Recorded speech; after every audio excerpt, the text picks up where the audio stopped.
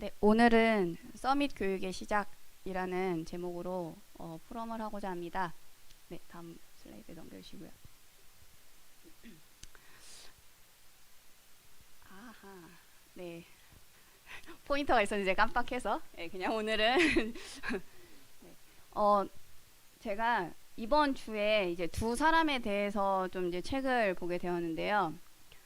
거의 이제 비슷한 시기에 살았어요. 두 분이 한 50년 정도 차이를 두고 5, 60년 정도 차이를 두고 이제 같은 거의 동일한 시간대를 살았는데 이제 두 분 다 이제 장애를 가지고 있었습니다. 왼쪽에 계신 분은 우리 찬송가에 많이 나오는 그 페니 제인 크로스비라는 분이고요. 그 오른쪽에 있는 분은 세계적으로 유명한 헬렌 켈러, 네, 두 분입니다. 네, 이 두 사람이 비슷한 장애를 겪었는데 그 장애를 극복하는 과정도 굉장히 비슷했어요. 근데 이분들에게 들어간 것이 달랐기 때문에 결과도 다른 결과가 나왔는데 그것을 한번 비교하면서 보도록 하겠습니다. 첫 번째 이제 페니 크로스비부터 보겠는데요. 페니는 이제 생후 6주 만에 실명이 되었어요. 눈에 이물질이 있는 걸 엄마가 발견을 했는데 이제 의사를 부른 거예요. 의사가 불러가지고 눈에 뭐가 감염된 것 같다 이러면서 겨자스포제라는 무슨 감염 치료에 쓰는 약물을 눈에다 이렇게 떨어뜨린 거예요. 생후 그 6주 된 아기한테. 그래서 완전히 이제 검은 눈동자가 사라져 버리는 그런 결과를 낳아서 이제 완전히 실명이 돼 버립니다. 근데 이제 이 위기 속에서 아버지가 그 막 의사를 찾으러 가서 막 죽이고 살리고 하는 거에 집중한 게 아니라 하나님이 이 일을 주신 것은 무슨 계획이 있다. 우리가 이 아이를 더 잘 키우는 것에 집중해야 된다. 이렇게 생각을 해요. 그런데 안타깝게도 이제 그 다음 해에 아버지가 돌아가십니다. 그러니까 이제 어머니는 21살에 과부가 된 거예요. 장애 딸을 갖고.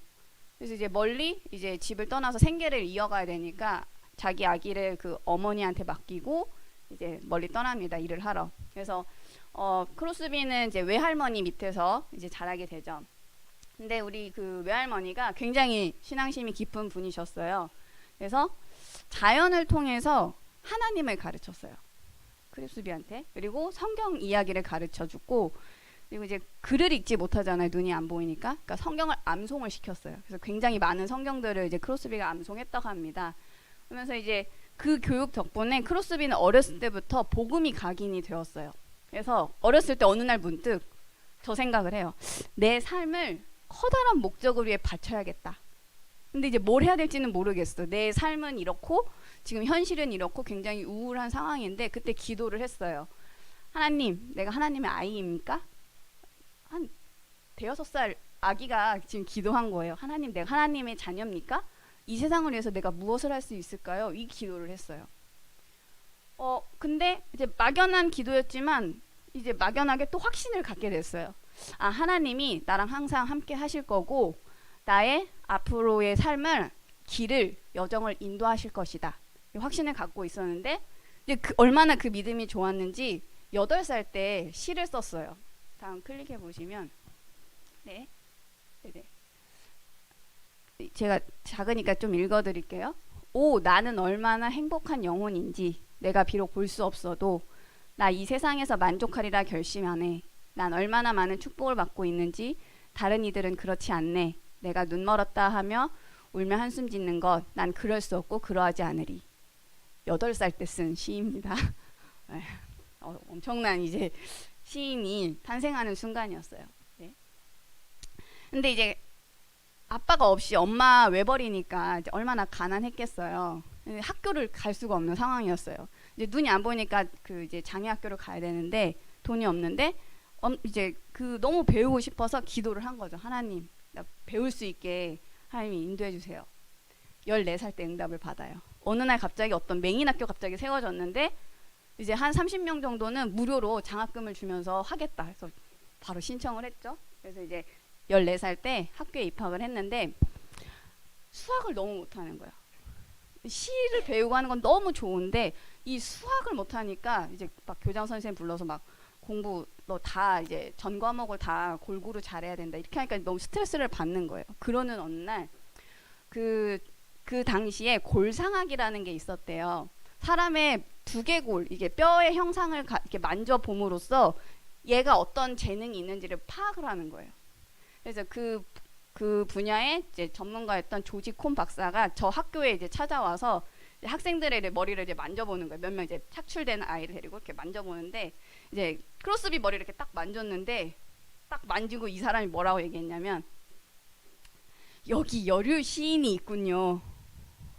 그녀가 가질 수 있는 모든 좋은 것은 모두 주십시오. 가장 좋은 책을 듣게 하고 가장 좋은 시를 가르쳐주고 작가와 대화하게 해주세요. 그러면 세상에 커다란 족적을 남길 겁니다. 근데 그 수학 때문에 되게 스트레스 받고 있던 크로스비가 이 말을 듣는 순간 완전히 해방을 받아버려요. 그리고 학교에서도 전폭적으로 지원을 해주게 됩니다. 1대1로 교사 붙여서 작문, 작시를 가르쳐주고 하면서 그 분야에 굉장히 많은 이제 교육을 받게 돼요. 이제 졸업을 하고 나서 이제 그 메인 학교에서 이제 크로스비를 교사로 채용을 했어요. 그래서 거기서 근무를 하면서 이제 시를 더 많이 쓰기 시작을 했는데, 이거를 통해서 이제 모금, 학교를 위한 모금 행사도 하고, 그래서 이제 학교에도 재정에 이제 도움을 주기도 하고, 이 시가 이제 사회적으로도 많이 알려지게 되면서 막 자녀를 잃었거나 또 어려움에 처했거나 이런 분들이 그 시에서 굉장히 위안을 얻게 되었어요. 앞을 못 보는 크로스비가 막 시를 썼는데 너무 아름다운 거야. 그리고 막 하나님을 찬양하는 시, 감동을 받은 거예요. 그래서 이제 굉장히 좀 유명세를 타기 시작을 했는데, 네. 크로스비가 하나님을 믿고 하나님을 이제 함께하는 삶을 살고는 있었지만 좀 약간 막연한 이제 그런 부분이 좀 남아 있었어요. 그러던 어느 날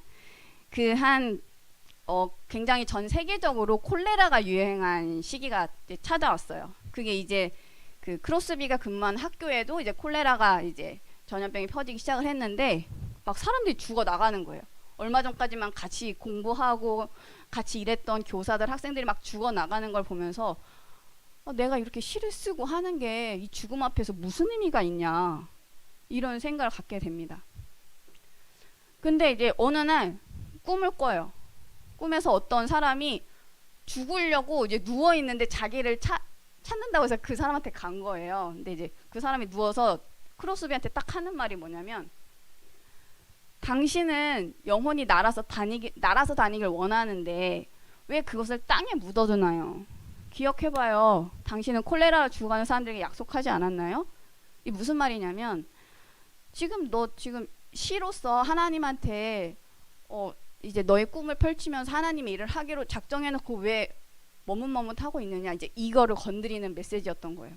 놀라서 막 잠에 딱 깼는데, 그날 저녁에 이제 예배에 참석하면서 좀 많이 이제 은혜를 받았다고 해요. 근데 그 다음 날 또 아침에 이제 예배를 참석하면서 찬송을 하고 있는데, 지금 이제 찬송가 143장 웬 말인가 나 위하여, 이 찬송을 하는데 그때 크로스비가 완전히 회심을 하게 됩니다. 내가 한 손에는 세상을 붙들고 다른 손으로는 하나님을 붙들고 양손에 이렇게 서로 다른 걸 붙잡고 있었구나. 이걸 깨달으면서 세상을 붙잡고 있던 그 손을 놓으면서 완전히 하나님께로 돌아가는 이제 회심 사건을 겪게 됩니다. 그러면서 이제 굉장히 오래 사셨어요. 95세를 살면서 약 9,000편의 찬송시를 남겼다고 합니다. 그래서 우리 지금 쓰고 있는 찬송가에도 한 23곡 정도가 이제 실려 있는데, 실은 이제 그거보다 더 많은 찬송시를 이제 작사했다고 하시고요. 회심 사건으로 인해서 크로스비가 가장 중요하게 생각했던 시의 주제가 뭐였냐면, 모든 인생의 근심에 대한 해답은 오직 그리스도. 그래서 제가 이따가 마지막에 이제 그 관련된 찬송시도 하나 이제 갖고 왔는데, 오직 그리스도, 이게 내 문제의 답이구나, 그리고 모든 사람의 답이구나, 이거를 시에 담아서 이제 선포한 거죠. 작품을 남긴 거죠. 그래서 이제 막 90세가 넘고 막 했는데도 막 열정적으로 일을 하고 찬송시를 쓰고 하니까 사람들이 어떻게 이렇게 힘있게 다닐 수 있냐, 행복하게 이렇게 할 수 있냐 이제 질문을 했더니 이렇게 얘기해요. 나한텐 지금 무엇이든 할 수 있는 일이 있다. 하나님이 나를 바쁘게 하는데 그게 바로 사명이다. 해야 할 게 있기 때문에 지칠 수가 없는 거야. 무기력할 수가 없는 거야. 내가 해야 될 것이 있기 때문에 그게 사명이다. 다음. 이제 이런 이제 크로스비는 이제 이런 삶을 살았고요. 이제 두 번째 헬렌 켈러에 대해서 한번 또 살펴보겠습니다. 헬렌 켈러는 그 크로스비보다는 조금 더 오래 보긴 했네요. 생후 19개월 때 이제 갑작스럽게 병을 앓아서 청각, 시각을 잃었고 이제 듣지 못하니까 이제 말도 못하게 된 거예요. 그래서 이제 삼중고를 겪게 된 거예요. 근데 이제 말을 할 수 없고 볼 수가 없고 하니까 듣지도 못하고 반응을 할 수가 없는 상황이 되니까 얘가 정신에 문제가 있는지 없는지도 확인이 안 되는 거예요. 그러니까 완전 이제 그 나중에 헬렌 켈러가 자서전을 쓰고 있는데 거기에 자기는 유령이었다라고 표현을 해요. 온통 암흑천지, 아무 소리도 들리지 않는 그 공간에서 뭐 부딪히면은 촉각 정도, 후각 정도만 느끼는 상황에서 바깥과 소통을 할 수 있는 게 없으니까 문제가 있는데 그게 문제가 있는지도 모르고 문제인지도 모르고 아무것도 모르는 상황이었던 거예요. 근데 이제 다행스럽게도 한 이제 5살쯤 되었을 때 이제 헬렌 켈러의 엄마가 이제 찰스 디킨스의 어떤 책을 보면서 헬렌이랑 비슷하게 청각 시각을 잃은 이제 장애아가 이제 손가락에 문자를 써가지고 의사소통할 수 있는 걸 배웠다라는 글을 본 거예요. 그래서 이제 그 학교가 이제 퍼킨스 맹아학교 그 이야기를 보고 그 다음 해에 그 학교에 연락을 해요. 그래서 이제 좀 우리 아이도 비슷한 상황인데 좀 도와달라. 그러니까 그 학교에서 이제 앤 설리번이라는 졸업생을 이제 가정교사로 추천해서 보냅니다. 근데 이제 설리번에 대해서도 좀 알아볼게요. 설리번도 이제 약간 눈에 문제가 있었어요. 어렸을 때 어머니는 일찍 돌아가시고 아버지는 집을 나가고 그리고 이제 동생 둘이가 있었는데 여자애는 멀쩡하니까 딸은 어떤 집에 갔는데 자기는 눈이 안 좋고 또 남동생 하나는 이제 병약했어요. 그러니까 이제 지금으로 따지면 고아원 같은 곳에 보내진 거예요. 근데 갔는데 동생은 한 석 달 뒤에 죽어버렸어. 그리고 자기는 혼자 남아서 이제 한 4년 동안은 이제 그 고아원 생활을 했다고 합니다. 근데 그 3개월 동안 얼마나 동생을 위해 헌신을 했겠어요. 근데 이제 허무하게 이제 떠나 보낸 거죠. 그랬는데 이제 헬렌 켈러 딱 보는 순간 내가 다시 헌신해야 될 이유가 생겼구나. 그래서 헬렌 켈러에 내 삶을 바치겠다 이 결심을 하게 됩니다. 그래서 이제 헬렌을 딱 만나자마자 손가락에 이제 글씨를 막 써줘요. 인형을 갖고 있으니까 막 돌 이렇게 써주고 이제 물 막 잡고 있으면 워터 이렇게 써주고 컵 들고 있으면 컵 이렇게 써줘요. 그러니까 헬렌은 뭔지도 모르고 그냥 따라 쓰긴 했어요. 근데 이게 글자인지 이게 이름을 뜻하는 건지 아무것도 모르는데 그냥 손에다 뭘 쓰니까 자기도 그걸 똑같이 그냥 쓰기만 한 거예요. 의미도 모른 채. 근데 어느 날 한 달이 지났을 때 이제 컵에 물이 담겨 있는데 컵 이제 머그잔이랑 머그라는 뜻과 워터의 그 사물과 이름이 일치한다는 게 계속 헷갈린 거예요. 그러고 있는 찰나에 이제 헬렌을 데리고 설리번이 이제 밖에 나가서 어떤 사람이 펌프하고 있는데 물이 막 쏟아져 나오니까 헬렌 손을 더다 탁 하니까 이제 거기 비슷한 뭔가 탁 차가운 게 딱 손에 만져졌을 때 얼른 이제 반대쪽 손에다가 설리번이 워터 이렇게 써준 거예요. 그때 헬렌이 깨달았어요. 이게 어디에 담겨있든 이 차가운 물체는 워터구나.